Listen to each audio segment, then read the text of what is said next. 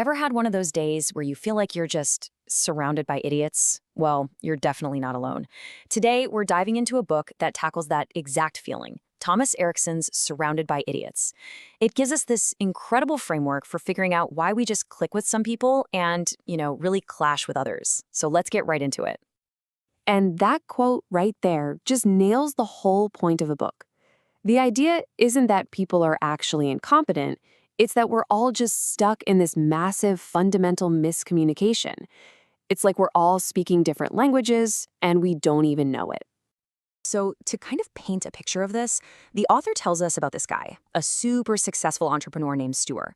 Now, by all accounts, Stuart was a genius at business, but he had this huge blind spot. He truly believed that anyone who didn't think or act exactly the way he did was, well, an idiot. And that feeling Suter had, we can all relate to that, right? That moment where you're saying one thing, the other person hears something completely different, and you're both just standing there wondering what just happened. It can really feel like you're from different planets sometimes. So how do we fix this? How do we start speaking the same language? Well, Erickson gives us this really powerful tool. It's almost like a secret code for human behavior, and it's used by millions of people. He calls it the 4-color code. The official name for it is the DISA system. You might have heard it called DISC too. The most important thing to remember here is that this isn't about shoving people into boxes. It's about understanding what drives their communication style. Think of it like a toolbox, right? All the tools are useful, you just gotta know which one to pull out for the right situation. And here they are, the 4 core traits, each with its own color. Red is for dominance. That's all about how you charge at problems. Yellow is for inducement, how you get people on your side, how you influence them. Green is submission, how you deal with the pace and stability of the world around you. And blue is for analytic ability. That's your need to follow the rules and get things exactly right. All right, let's actually meet these colors. And as we go through each one, I want you to think about who this reminds you of. Could be your boss, a friend, your partner, maybe even you. This is where it starts to get really fun. First up, we've got red. These are your alphas, your natural leaders, the people who just take charge and get stuff done. They're ambitious, they're bold, and they really don't make apologies for it.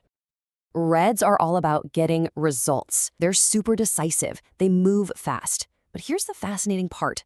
Their greatest strengths can flip and become their biggest weaknesses. That same powerful drive that helps them win can easily come across to other people as controlling or maybe a little insensitive. Yep, that sounds about right, doesn't it? This is pure red energy.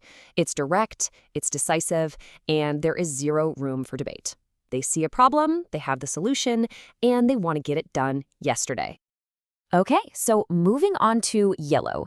If red is the get-it-done person, yellow is the life of the party. These are the optimists, the social butterflies, the ones who bring all the energy into a room. Yellows just come alive with other people, brainstorming big, crazy ideas. But that amazing, infectious enthusiasm, it has a flip side. They can be a bit disorganized, maybe not the best listeners. The author tells this hilarious story about his friend Mick, a classic yellow, who crashes his car. Can't get out the driver's side. And his reaction is just a cheerful, "It was fine. I just got out the other door."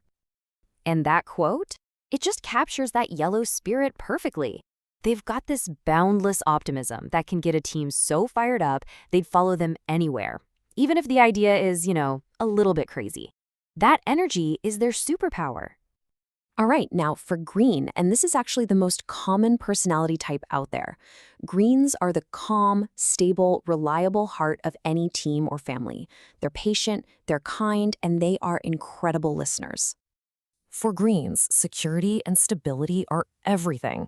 This makes them the most dependable people you'll ever meet, but it also means they can really resist sudden change. They'll do pretty much anything to avoid conflict because their whole world is built on relationships and making sure everyone feels safe and supported. This quote gets right to the absolute core of a green personality. They are so selfless, sometimes to a fault.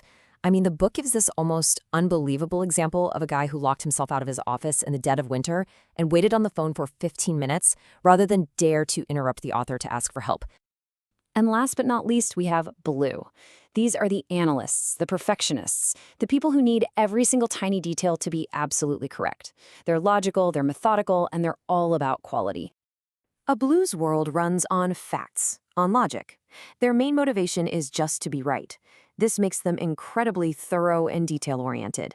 But that perfectionism can sometimes make them seem a little distant or critical to others. The author talks about his dad, a classic blue, who would meticulously calculate the exact volume of a pile of gravel before starting a project, just because, as he'd say, it says so in the book. You could almost carve this into stone for every blue personality out there. For them, quality is not up for debate. There is a right way and a wrong way. Cutting corners? Nope, not an option. That commitment to doing it right is what defines them. Okay, so we've met all four colors. Now for the most important part. What do we actually do with all this? Because the goal isn't to change other people, it's to learn how to adapt our own communication so that they can actually hear us. This slide right here is the root of the whole problem. You see, a red thinks of themselves as driven and decisive, but their opposite, a green, might just see them as aggressive and controlling. A yellow feels optimistic and inspiring, but their opposite, a blue, might just see them as disorganized and totally unrealistic. It's all about perception. The communication breakdown happens right in that gap between what we mean and how they hear it. And that brings us to the real takeaway from all of this.